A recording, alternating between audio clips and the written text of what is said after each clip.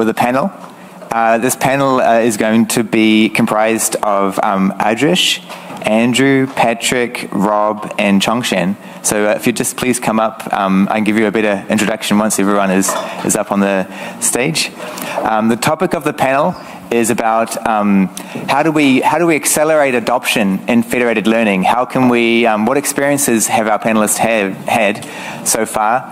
And we can also take questions from the audience. I think we're all pretty excited about seeing federated learning take off.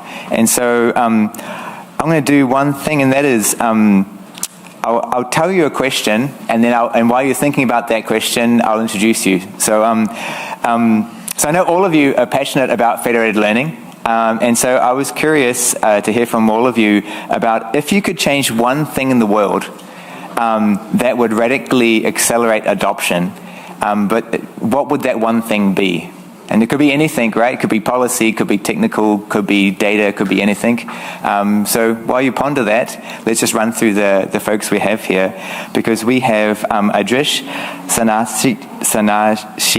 He is VP of Rhino Federated Computing. We have Andrew Soltan. He holds appointments at the University of Oxford and the University of Oxford Hospitals NHS Trust. We have Patrick Foley. He is the OpenFL lead architect and engineering manager at Intel. We have Rob Norvill.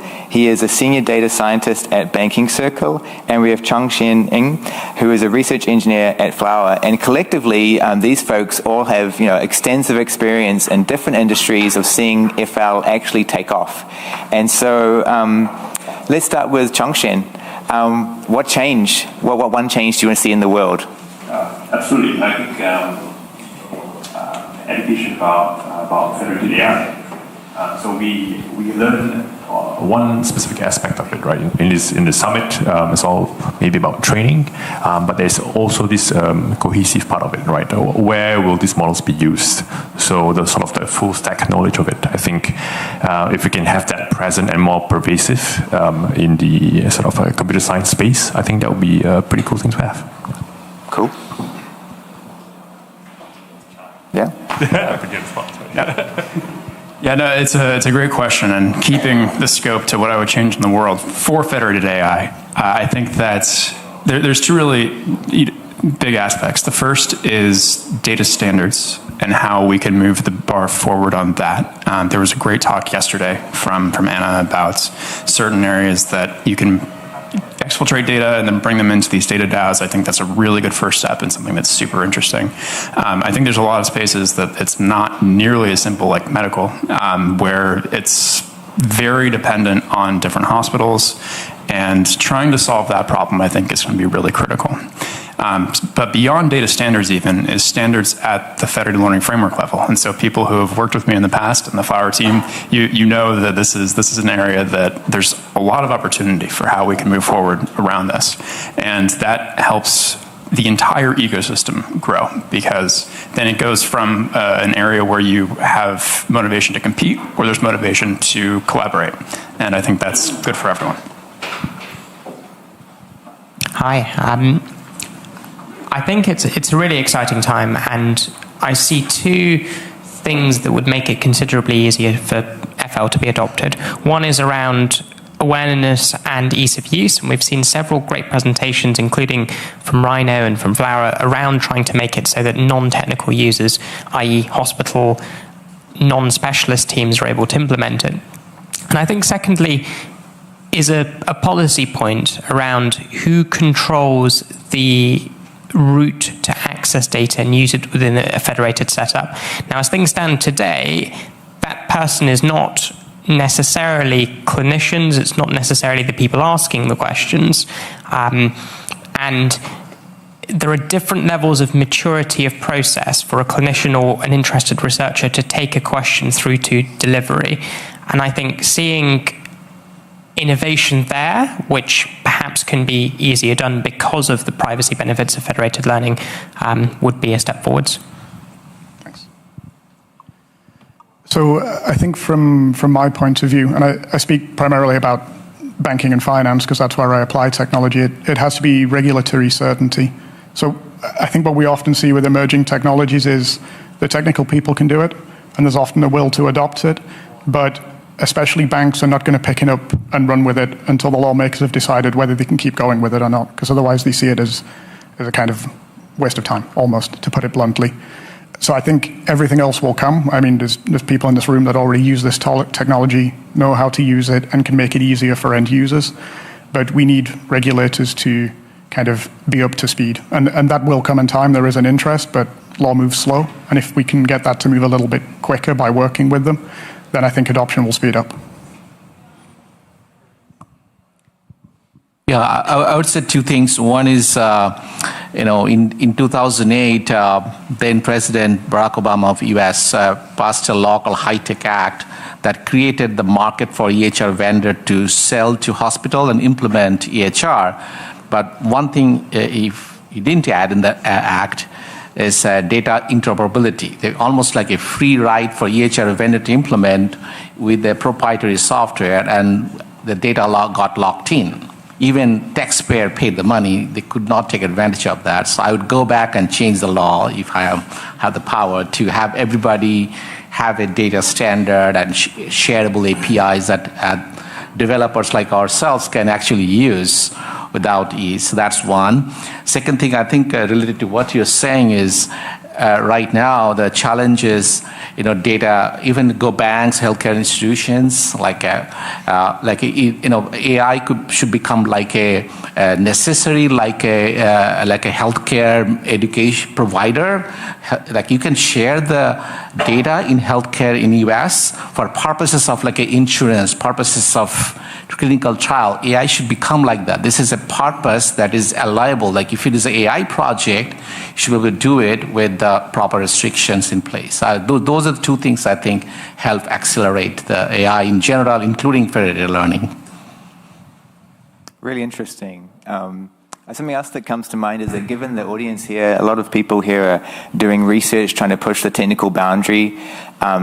In doing that, you sort of need to define some set of problems and start to solve them.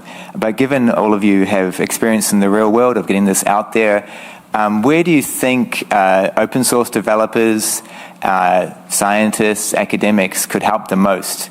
What problem are they not working on right now that if they solved would really be a great accelerant? Essentially, what would you want to see appear in federated learning papers that you don't see appear right now? Feel free, anyone just jump in on this question if you have something.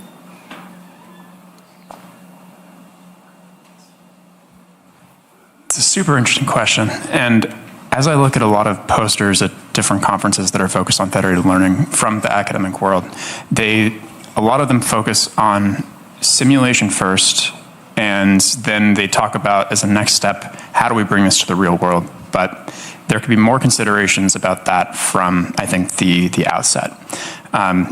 Just as a pure example here, there can be radical departures from the existing federated learning topologies that deviate from open source work that's in the real world today. But then I think that's I lost my train of thought there a little bit. I do think that if they start considering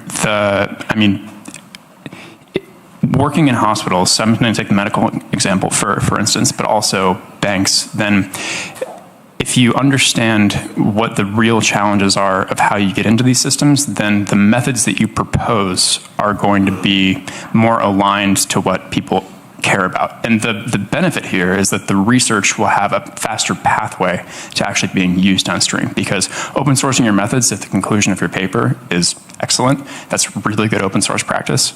But I would love to see those methods actually used very quickly. I think Flower has done a particularly good job of that, of making the bridge between the academic community and production. But the more of that we can encourage, the better off we'll all be. I guess one thing I would add is that on the point about regulatory uncertainty, that is particularly the case around medical devices with continual learning and updating algorithms, and having some sort of clarity or direction on where that's going to go in Europe, I think will be essential for us to see adoption of learning, of federated learning. So for me, I think I'd make a similar point to Patrick. I'm a big fan of applied research. So, I mean, the open source devs do a great job, and they're usually trying to solve a real world problem. So I don't really have much concern about that. And there's certainly a place for kind of like blue sky, just out there academic papers, and a lot of them are produced. But I think in terms of getting things into production, if you can do what you do in academia with an industry partner, and if you're a hardcore academic, I know it's not that fun sometimes. But if you are interested in that and applied research, I think there's huge benefit in doing that and doing it well. And a lot of the stuff we have done at Banking Circle and we continue to do is because of applied research, either that we've done directly or we've picked up where somebody else has left off. So if we can get academia and industry quite close together, then we can solve things that are actually happening today. I think in a similar line, like what I've seen is I work with a lot of healthcare research. That's the way Rhino got started initially. And one of the thing I've seen is they do the research, they write the paper, and that's the end of the story. That it's implementation is boring for them, and they don't really spend enough time thinking through the implementations. So it's kind of get left off. So I think if you encourage a little bit of implementation research or applied research that you're talking about, I think that's going to help because there's some practical aspects. So one of the concrete example is there is a data sets available in open in United States, all over the world. It's by NIH. It's called TCGA data. And TCGA data has genomics, pathology, EHR, everything you can think of, right? And you can write fascinating paper with that data sets. And there's a lot of papers written on that. But now think about, you want to implement that paper. Most of the institutions don't even have genomics data. And they hardly have demographic data, so, or maybe some pathology slides. So if you want to take that paper and try to implement it, you get stuck in the day one.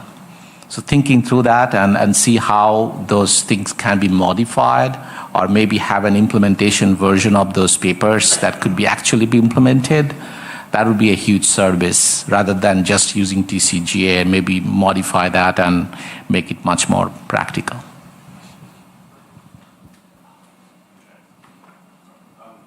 I hope this works. I think, I just want to add that I really agree with all the points. It's super valid. I think one of the key points is, just put it very bluntly, is like don't be afraid to fail. I think if you want to really apply the research, right, build something very quickly, you would need to start off in a simulation mode because the data is always very sensitive. You need to be careful about how you use it, but don't be afraid to put it to production or convince the partners that you work with to get the set things in motion, get it deployed, and then you need to work out in parallel all the other requirements like data governance, data stewardship, what other components make it work.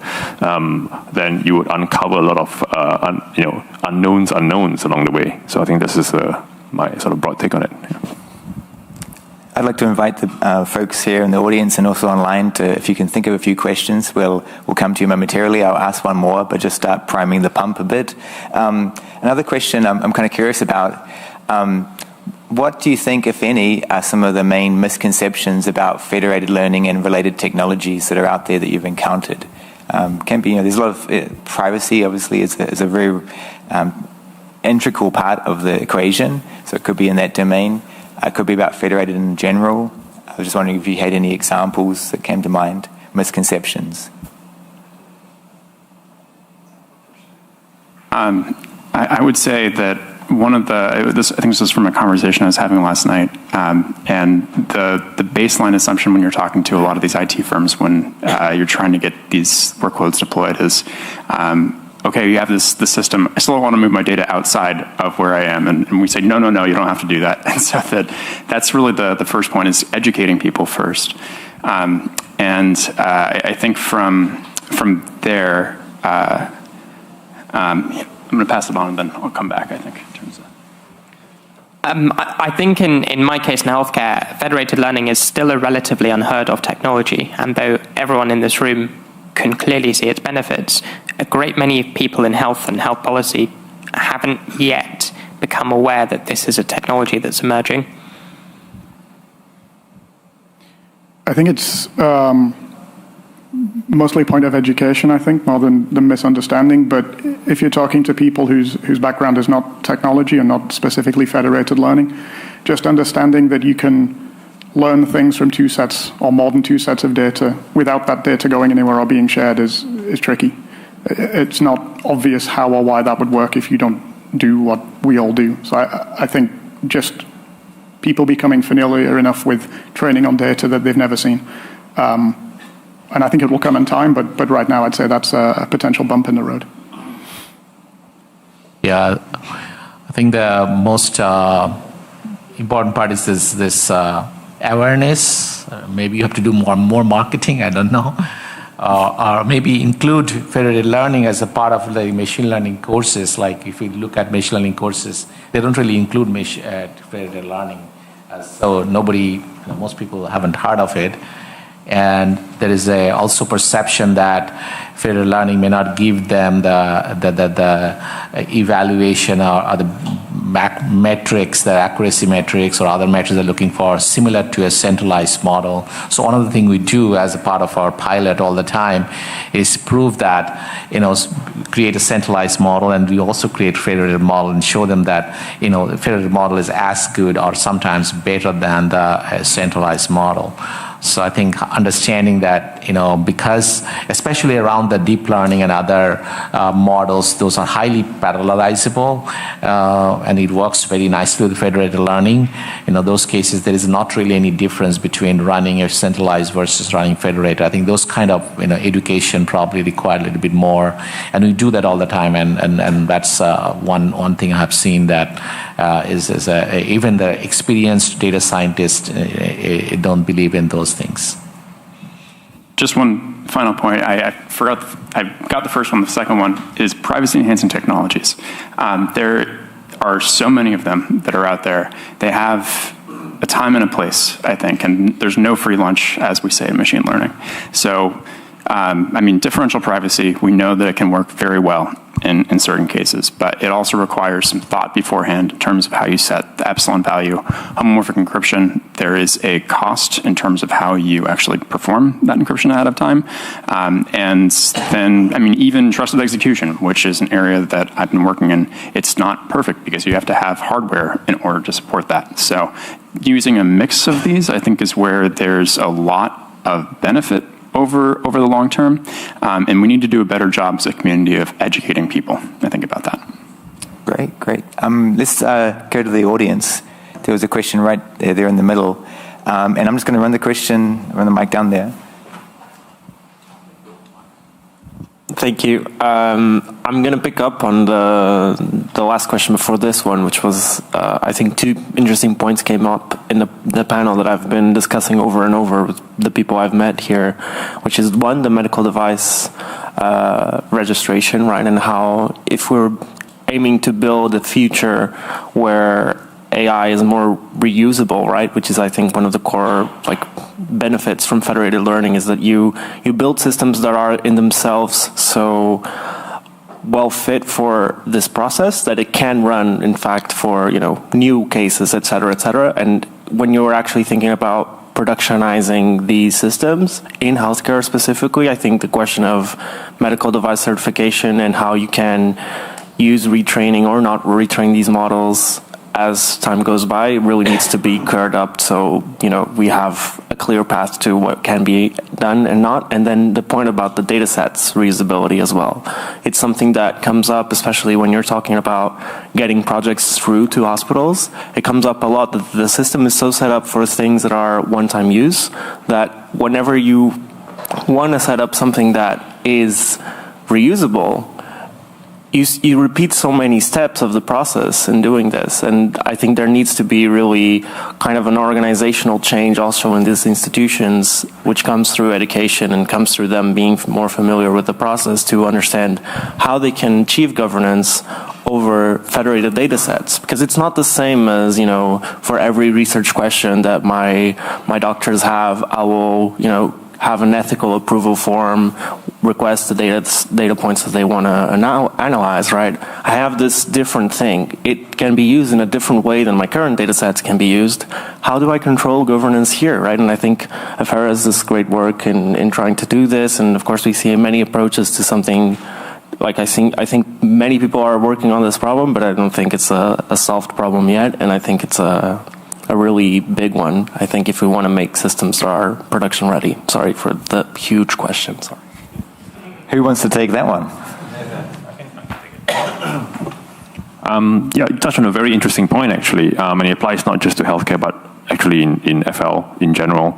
It's in the broader topic of machine learning operations, right, ML ops. There's this aspect of, and also the misconception question that you raised earlier, right, like FL, might want to think about, it's like a one-time deploy, you train it, you run a bunch of experiments, and then you're like, okay, let's make use of the model. But in reality, right, the data keeps flowing. So what you want to think about is actually continual learning as well. In the grand scheme of things, you have an FL system, you put it in place, you tie it to the greater machinery of your machine learning system, and then you want to get the data flywheel going such that you curate all the data sources that you come in, and you apply all the mechanisms to ensure all your data is properly governed, and get the model updated. So you really need to have all of these tied in together, monitor what's the best performing model at this point of time, and get it selectively deployed. So it's a very important point to think about, actually. Yeah, something perhaps the panel might also could also weigh in as well. Yep.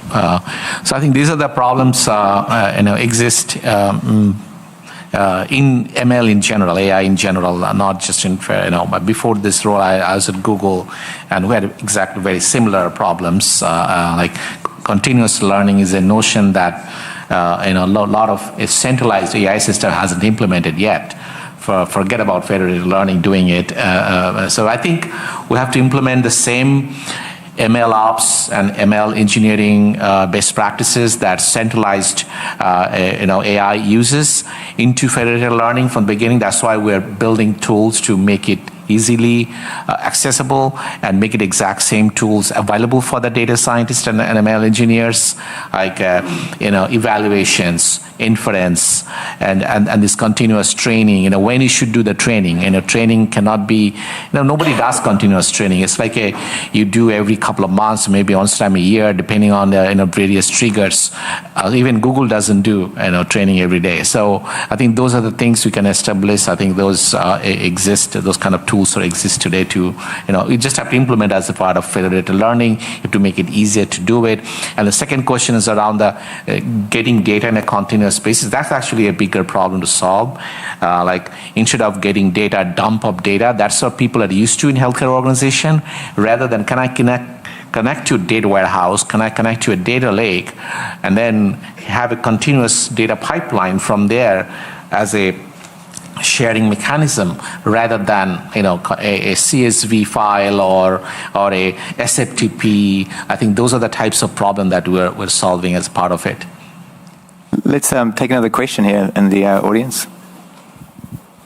Thanks. You have just mentioned differential privacy, and my question is around that.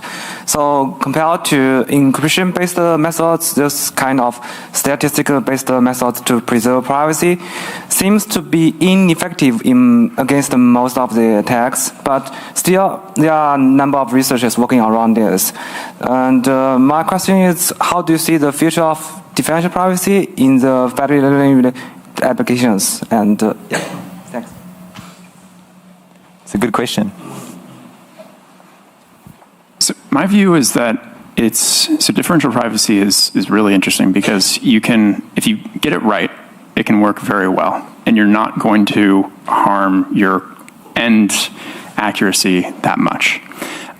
So I think that if it's used on a case-by-case basis and you really understand your data sets quite well and the distribution of the data, then it makes quite a bit of sense to use. It's not always applied that way, and that's where I think it can be a little bit dangerous because people think that they have more privacy than they actually have. But I see it as one of the methods that mixes with other privacy-enhancing technologies that are out there. So it's not a silver bullet. It's a piece of a puzzle. Are there any other questions that folks want to raise? I'll put one in. Oh, there's a gentleman just here. Hi, thanks for the discussion. I have a question about, again, the privacy enhancing technologies, not specifically about differential privacy, but in general about these techniques. So from your point of view, what's the interest that you see from people you work with or customers about privacy, about federated learning and privacy, not only private because you don't share data, but also because you use some techniques like differential privacy or homomorphic encryption. Do they ask you to also apply these techniques, or do they just think that not sharing the data is enough? Great question. A lot of them ask about it. They don't know the details. And so I think there's a general consensus that you need more assurance than just having your data kept locally on site, because there's all kinds of risks. Like, I mean, you can have data information that gets embedded inside of model weights, and there can be ways of extracting that. You can mitigate that to some extent with how you've set up your federations, how many rounds you're training for, and then who the model ultimately gets distributed to. But it's again not perfect. And so people are starting to see, and the customers that we're working with they're asking the right questions. They have the right concerns. I don't think it's necessarily a solved problem, and this is why my view is that it's going to be a mix of technologies over the long term. And an area that I really want to work more closely with other hardware vendors is on confidential compute standardization, because the more that we can get towards confidential computing on heterogeneous hardware, that's going to be able to meet the data owners and the customers in the hospitals where they're at already with what they have, because we can't assume there's going to be Intel CPUs with a specific feature or NVIDIA GPUs that cost a ton of money everywhere. So those are the problems to be solved. Yeah, I think one of the things I've seen is they're hard about privacy enhancing technologies because you can ask ChatGPT and get a lot of information nowadays. So the first thing is we do tokenization, DID by default. Like that, this expectation from user, you identify anything that is even they forgot to de-identify, even you catch those things and make sure those are tokenized correctly. So those are basic expectations. Second thing is they heard about differential privacy, but as you mentioned, there's a lot of nuances to the data. You have to really know the data and apply, level of differential privacy to make sure that you're not really balancing between accuracy and privacy. But I think I agree that including secure enclave and other types of technologies, partial weight sharing and others, I think has a much more scalable benefit. It's a much, I don't have to think through before I apply differential privacy. If secure computing works, that in a different hardwares, and I can do attestation of that. That's actually much more scalable solution than the current approaches.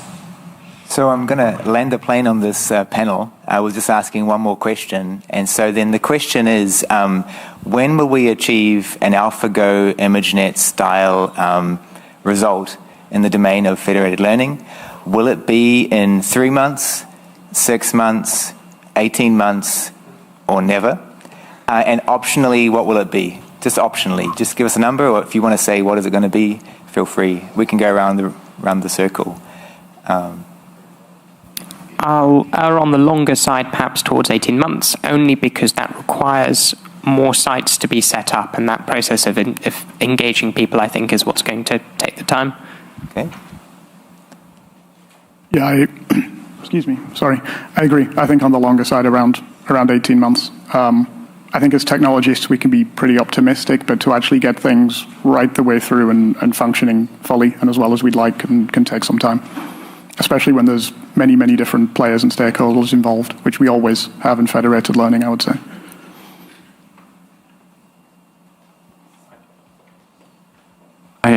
but I'm kind of biased, right? I see it's a very short-term thing. I think it's off the order of 6 months. And it's going to be multimodal. Multimodal not because you mentioned it, Nick, but this field is moving faster than we know of. And everything is changing. Every single day, every single week, something new is coming up. And we're not lagging behind, right? The FL community, they're really on top of things, and they're really monitoring things. So even as we speak, there are teams just thinking about building or solving the next problem. So yeah, multimodal foundational models. Okay. It's super hard to estimate the time frame. These innovations come slowly and then all at once. I really think that in terms of what it's going to be, it's also hard to say. I think that Flower is doing some really interesting work here on decentralized AI and how you train these foundation models in a distributed way. That's really innovative. But I think that's how you can verify in LLMs specifically that you don't have privacy leakage is once that gets solved, then I think this takes off in just a massive way. So that would be my guess. But timing, it could be any of those numbers, honestly. Okay. Yeah, I think in my mind it's probably somewhere between 6 to 18 months or like because and I think it will come in like there's a lot of interest right now. As previously, only Google and OpenAI knew how to do transformer, how to do language models, and really the recipe, not just reading the paper. It's like really doing how to do eval, etc.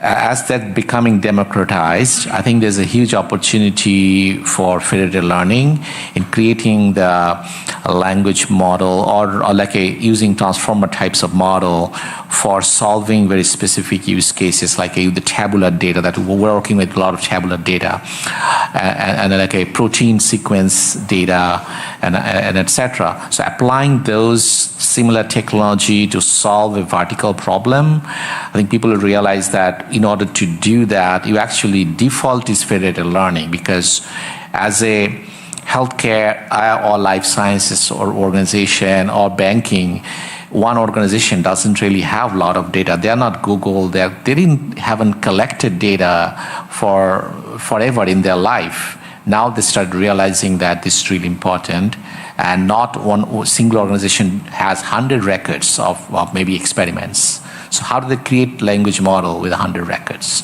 I think that's going to drive, I think, the future of federated learning.